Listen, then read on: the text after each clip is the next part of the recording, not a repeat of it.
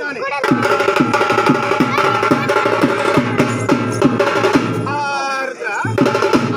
ದೇವ ಆ ಮಾತನ್ನು ಕೇಳಿದಂತಹ ಯಾವಯ್ಯ ನಮ್ಮ ಶ್ರೀಶೈಲ ಮಲ್ಲಿಕಾರ್ಜುನನು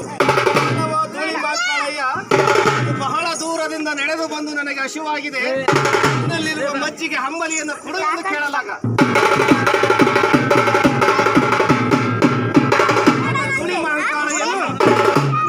ಮಜ್ಜಿಗೆ ಹಂಬಲಿಯನ್ನ ಜಂಗಮ ವೇಷಧಾರಿಯಾದ ಪರಶಿವ ಮೂರ್ತಿಗೆ ಕೈಯಲ್ಲಿ ಕೊಟ್ಟಿದ್ದಾನೆ. ಆಗ ಜಂಗಮ ವೇಷಧಾರಿಯಾದ ಪರಶಿವ ಮೂರ್ತಿಯು ಆ ಮಜ್ಜಿಗೆ ಹಂಬಲಿಯನ್ನು ಕುಡಿದು ಬಿಟ್ಟು ಕೆಲವು ಧೂಳಿ ಮಹಂಕಾಳಯ್ಯ ಹೊಟ್ಟೆ ತುಂಬಲಿಲ್ಲ, ಹಡಗಲಿಲ್ಲ, ಮತ್ತಷ್ಟು ಮಜ್ಜಿಗೆ ಹಂಬಲಿಯನ್ನು ಕೊಂಡು ಬಾ ಎಂದು ಹೇಳಿದ್ದಾನೆ.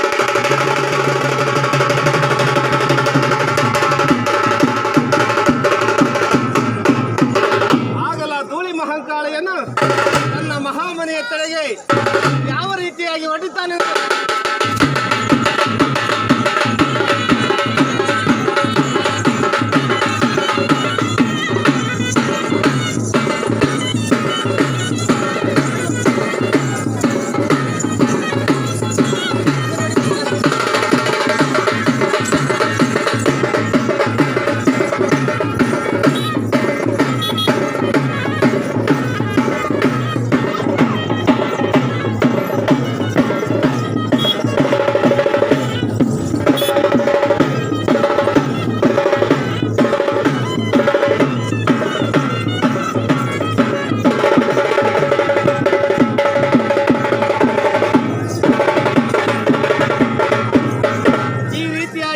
ಕುಣಿದು ನಾಟ್ಯವನ್ನಾಡಿಕೊಂಡು ಧೂಳಿ ಮಹಂಕಾಳೆಯನ್ನು ತನ್ನ ಮಹಾಮನೆ ತಡಿಗೆ ಬಂದು ಬಿಟ್ಟು ತಾಯಿ ಸುಖವೇ, ತಾಯಿ ಸುಖವೇ, ನನಗೆ ಮತ್ತಷ್ಟು ಮಜ್ಜಿಗೆ ಅಂಬಲಿಯನ್ನು ಕೊಡು ಎಂದು ಕೇಳಿದ್ದಾನೆ.